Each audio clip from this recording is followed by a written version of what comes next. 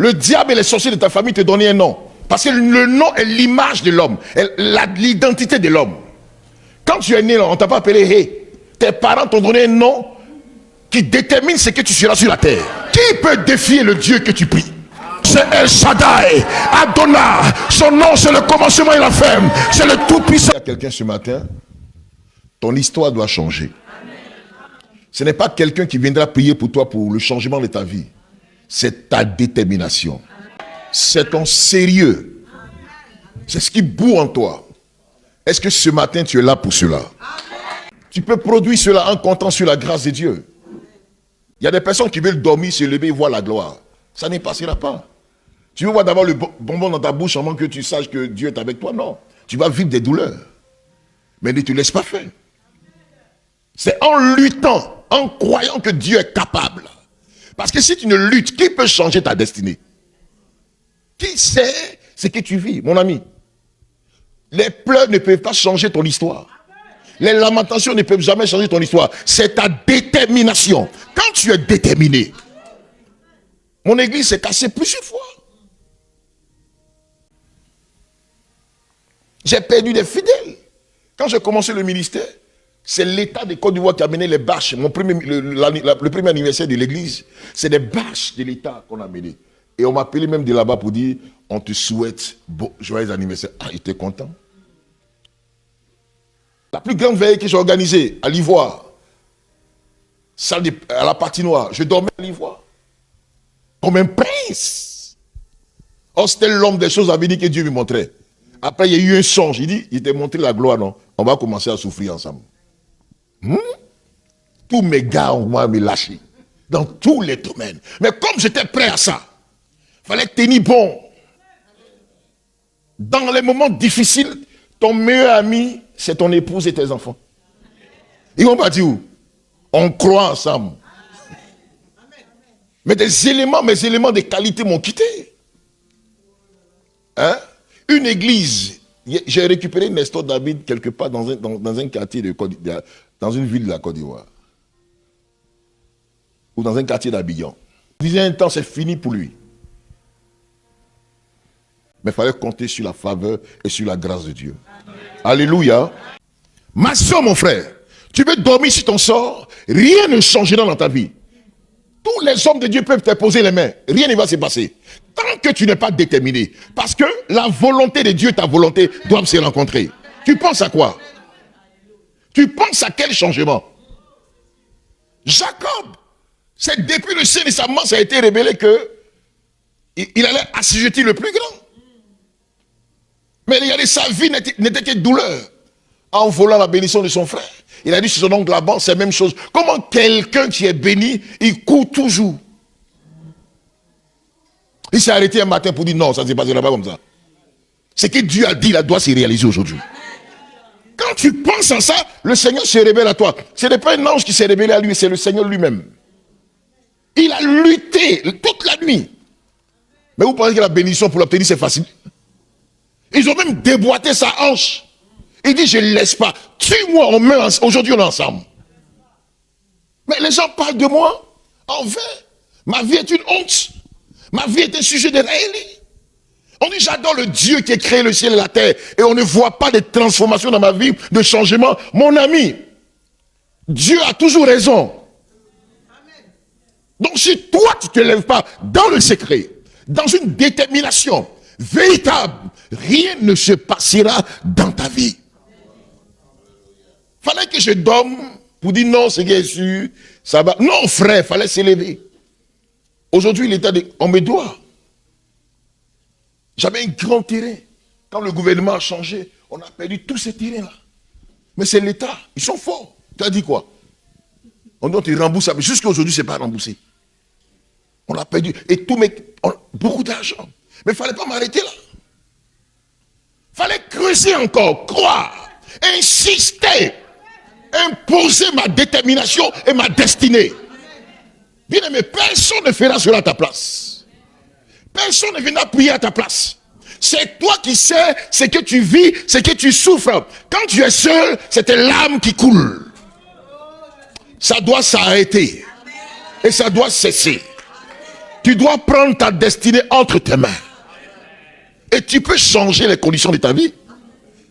Parce que le pouvoir, Dieu te l'a donné. Et Jacob, l'homme lui demande, comment tu t'appelles? Jacob, qui veut dire trompeur. Il dit, tu t'appelleras plus Jacob. Et il exprime, parce que tu as lutté avec Dieu et les hommes, et tu es sorti vainqueur. Comment quelqu'un peut lutter avec Dieu? Mais il faut pas lutter avec Dieu. Dieu te regarde. Mais tu penses que quand tu as dormi, il va ouvrir les portes. Ce matin, il faut que tu saches. À partir de cette image, je suis convaincu que ta vie aussi peut changer. Ne laisse pas le diable t'imposer un nom pour limiter ta destinée. Faut pas te laisser, faut même pas laisser. Le diable et les sorciers de ta famille te donnent un nom. Un nom de douleur. Un nom qui rabaisse. Parce que le nom est l'image de l'homme, l'identité de l'homme. Quand tu es né, on ne t'a pas appelé Hey. Tes parents t'ont donné un nom qui détermine ce que tu seras sur la terre. En fonction de ton nom, de ton appellation, c'est ton image qui est écrite. C'est pourquoi les parents qui ne sont pas chrétiens, malheureusement, donnent des noms de fétiches, de douleurs, comme Yabet dans 1 Chronique au chapitre 4, verset 9. Samuel lui donne le nom de Yabet parce qu'il est né dans la souffrance. Et sa vie n'était que souffrance. Parce que le nom s'applique à ton histoire. C'est ton nom qui détermine ce que tu seras dans la vie. Et c'est en cela Dieu aussi est d'accord. Donc, bien aimé, au-delà de tout, Satan peut te donner un nom. Le nom peut s'accrocher à toi en fonction de ce que tu vis sur la terre. La douleur, les échecs, les troubles, le non-accomplissement. Et tu es figuré par ça. Ma soeur, mon frère, nous adorons un Dieu vivant. Et quelque chose peut se passer dans ton histoire. Dis à ton voisin qui est à côté de toi, j'aurais pas un nom de malheur sur cette terre-là. Dis-lui. Faut dire avec vie. Mon cher, il faut secouer, il faut dire avec vie. On est à l'église. Dis, faut secouer celui qui est à côté. Moi là.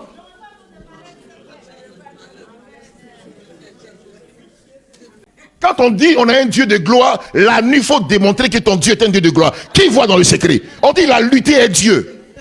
Donc lutter est Dieu là, c'est dans le secret. Et les hommes. Quand je dis aux hommes, je suis béni. Je déclare sur ta vie ce matin. Quelque chose doit se passer. Ta honte doit être changée en chant d'allégresse. Bien aimé, écoutez, ce n'est pas quelqu'un qui viendra changer ta vie. La parole a dit, aujourd'hui là, on ne lit pas, mais on vit ce qui est écrit là. On presse ce qui est bien aimé, c'est clair. Et ce sujet ne laisse pas le diable, ni la sorcellerie familiale, te donner un autre nom.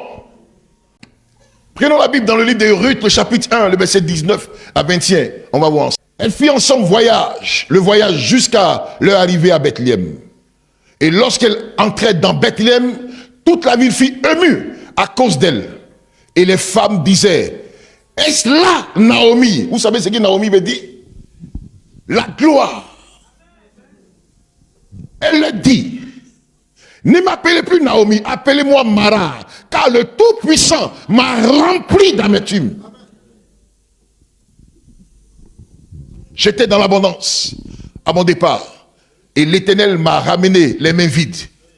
Pourquoi m'appelez-vous Naomi, après que l'Éternel s'est prononcé contre moi et que le Tout-Puissant m'a affligé? Merci. On peut acclamer cette parole de Dieu. On peut acclamer cette parole de Dieu. Frères et sœurs, pour nous qui connaissons l'histoire des Écritures de la Bible, vous savez que Naomi et son mari et ses deux fils Malson et Kijon ont accepté de fuir la famine sans consulter le Seigneur. Ils sont allés dans un pays, Moab. Pendant 10 ans, ils ont habité le territoire des Moabites. Et le malheur va frapper celle qui est partie avec tous ses biens, en quittant son territoire véritable. Elle a tout vendu certainement. Elle a tout vendu, ses maisons, ses biens, etc. Elle n'avait plus rien parce qu'elle croyait que là où elle partait, quelque chose allait se passer. Quelque chose allait arriver. Mais elle partait pour souffrir. Son nom était Naomi, qui est le nom de gloire, un nom rayonnant. Parce qu'on donne le nom qui sera une destinée écrite pour toi. Et ça dépend de toi. Tu peux changer ça comme tu peux maintenir ça. Ça dépend de ta vie. Quand tu marches, sache où tu poses les pas. On a connu des personnes qui ont vécu dans le Seigneur depuis longtemps, mais rien n'a changé dans leur vie. C'est pas le fait que tu sois dans la maison de Dieu. Des années, comme quelqu'un pourrait dire, ça fait des cinquantaines d'années que je suis dans le Seigneur. Longtemps dans le Seigneur. Je connais tous les hommes de Dieu. Mais ta vie n'a jamais changé. Tous les prédicateurs peuvent passer ici. Ton histoire peut jamais changer. Ça dépend.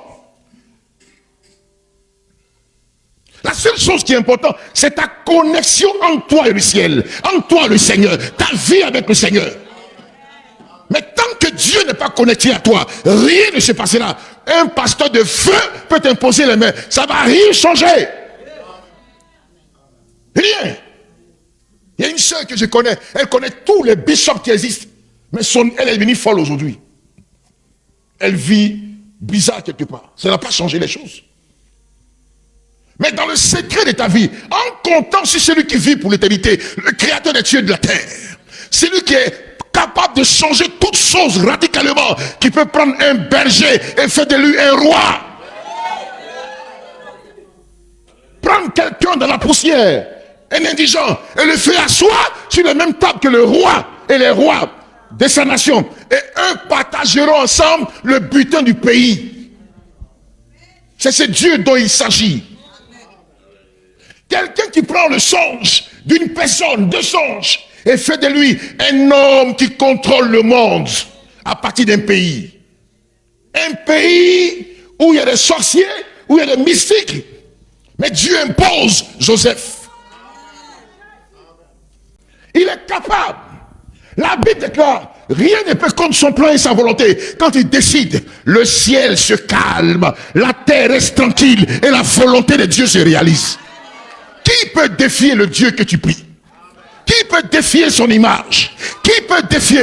Aucun sorcier, aucun mystique, aucun féticheur, aucune personne dans le ciel, sur la terre, sous la terre, ne peut défier ce Dieu créateur des cieux et de la terre. Lorsqu'il parle, il a le pouvoir de l'accomplissement. Aucune personne ne peut arrêter ses dits et ses propos et ses paroles. Personne n'existe à le faire. C'est lui qui crée, c'est lui qui tue, c'est lui qui ressuscite.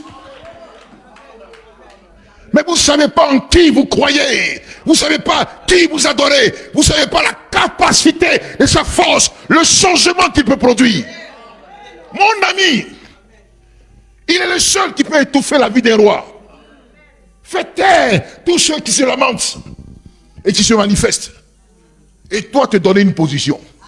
Le Dieu de Daniel, dans un pays perdu où tous étaient en esclavage, Daniel s'est imposé par la puissance de Dieu.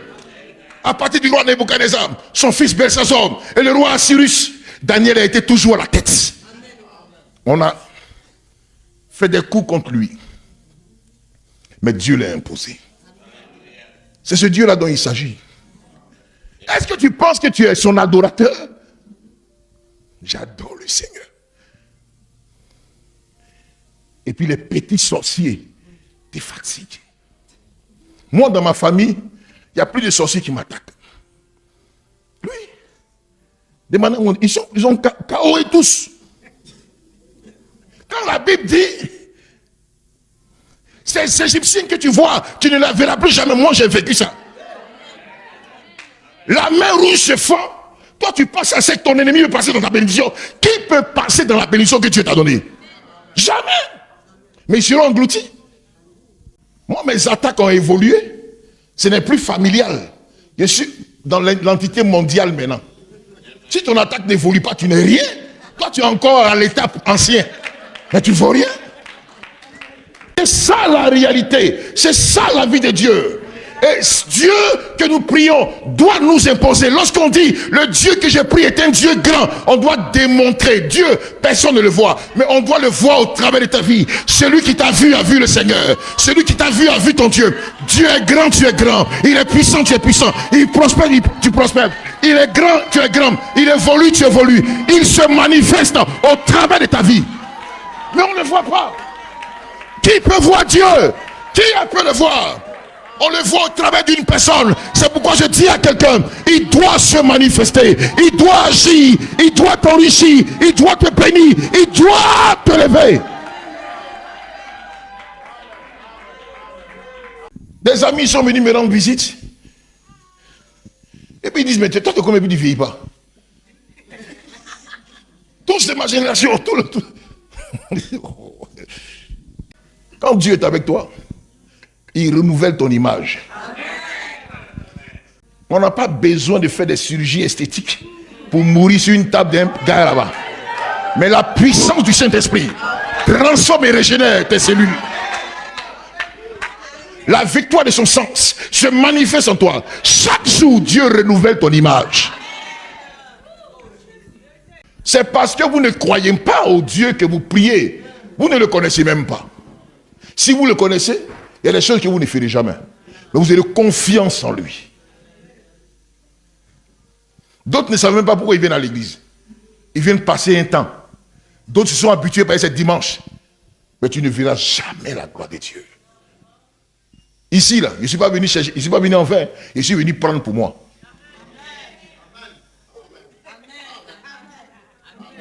Non, il ne faut pas se blaguer. Entre lui et moi, là, il y a un deal. C'est pourquoi je suis devenu pasteur. Il a dit à David,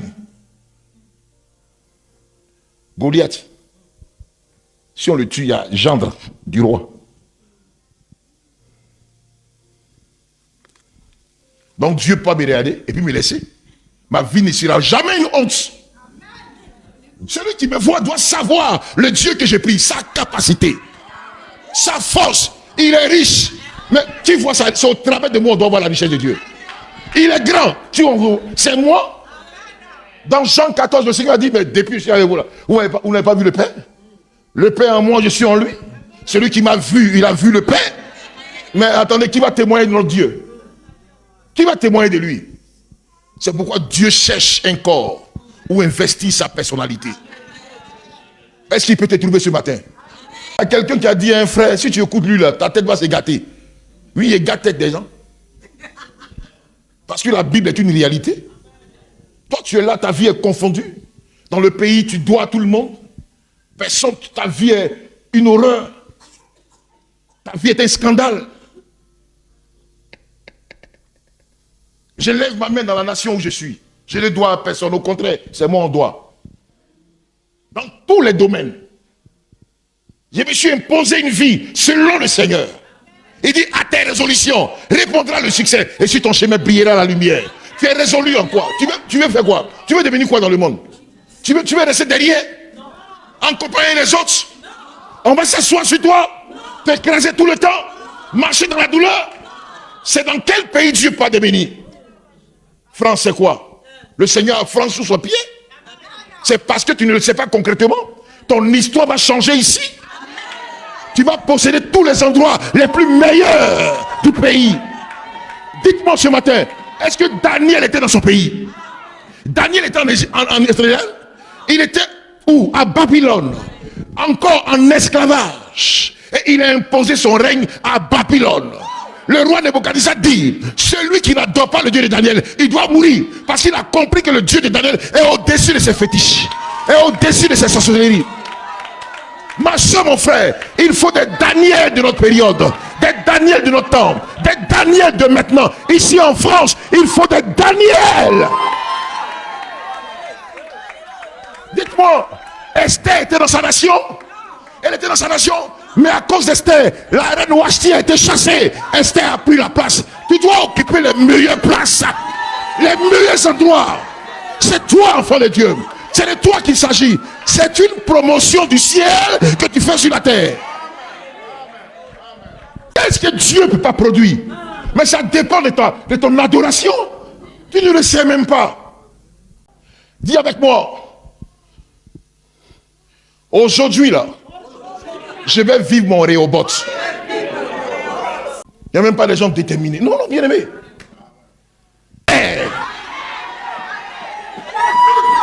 Tu le gères.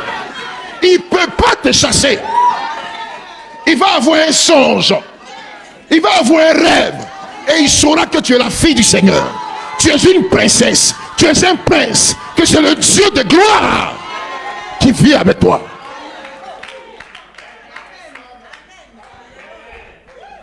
Mais quand Dieu n'a pas sa part en toi, il y a un problème.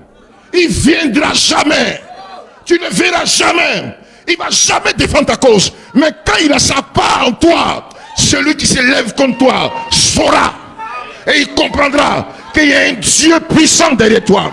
Son nom c'est El Shaddai, Adonai. Son nom c'est le commencement et la fin. C'est le tout-puissant. C'est la hausse de Shahom. C'est le Dieu de gloire. Celui qui change le mal en bien. Celui qui accorde la gloire. C'est lui le véritable. Le Dieu tout-puissant.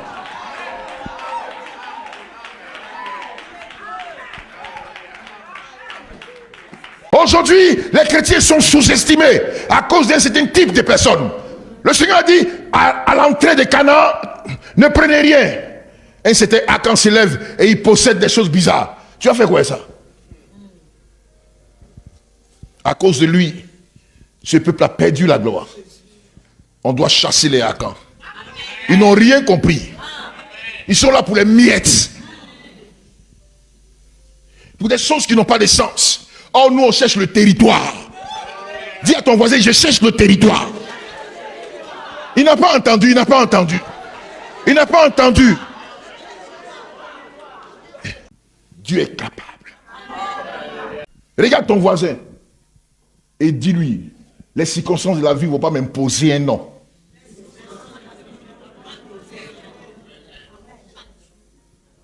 Naomi dit, ne m'appelez plus Naomi. Elle a tellement souffert. Elle veut changer de nom. Son nom de gloire. Mais quand elle regarde physiquement, elle n'est plus dans la gloire.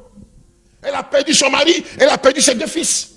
Elle dit, ne m'appelez plus Naomi. Appelez-moi la douleur. Mara. Mais elle a oublié qu'à côté d'elle, elle marchait avec Ruth. Est-ce que Ruth est là?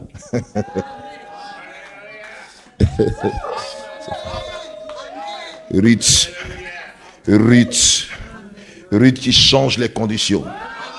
Ruth qui change les destinées. Ruth qui attire la gloire. Ruth qui attire la prospérité. Naomi ne savait pas qu'elle marchait avec Ruth. Tu marches avec qui? Tu marches avec qui? Avec qui tu marches? Quand tu marches avec quelle conviction? C'est dur, c'est difficile, mais je sais que quelque chose se passera à un moment donné. Le Seigneur ne m'a pas oublié. Je marche avec la victoire. Je marche avec la grandeur. Je marche avec la prospérité. Je marche avec l'élévation. Je marche avec la domination. Même si aujourd'hui je n'ai rien, je ne suis rien. Regarde-moi par image. Mais le fond de Dieu existe en moi. En finalité, sa gloire se manifestera. Il a dit à Gédéon, tu es un vaillant héros. Tu es un vaillant héros. Il dit, en quoi je suis vaillant? Je suis pauvre, le plus pauvre de tout Israël. Manassé est la nation la plus pauvre. Je vais dire la localité la plus pauvre. Il dit, non, tu n'es pas pauvre, mais quelque chose est en toi. En toi se trouve un champion. En toi se trouve une gloire. En toi se trouve un honneur. En toi se trouve un dominateur. Tu es une source de bénédiction. Mais si l'homme ne voit pas aujourd'hui, je te donne quelques temps seulement. La période arrive, le temps arrive, l'heure arrive, l'année s'inscrira, le jour va venir. Dieu fera en sorte que tu sortes de là, tu sortes de la pauvreté, tu sortes du néant, tu sortes de l'impasse, tu sors de la raillerie, tu sors de tous ces... Et il t'établira. L'heure arrive. L'on entendra parler de toi. Ils vont entendre parler de toi. Ils vont entendre parler de toi. C'est toi qui vas bénir. C'est toi qui vas nourrir. C'est toi qui vas installer les gens.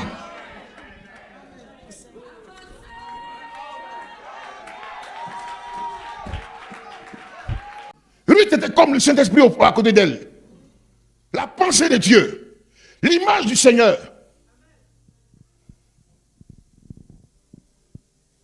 Et ce nom a demeuré. Parce que Ruth s'est mariée à l'homme le plus riche de sa génération. Boaz. Ce qui a relevé l'image de Naomi. Ton image ne sera jamais à terre. Regarde ton voisin, dis-lui, je n'aurai jamais honte. Dis-lui, dis-lui. Faut affirme-toi, dis-moi. Jamais. Alléluia. Alléluia. Jamais.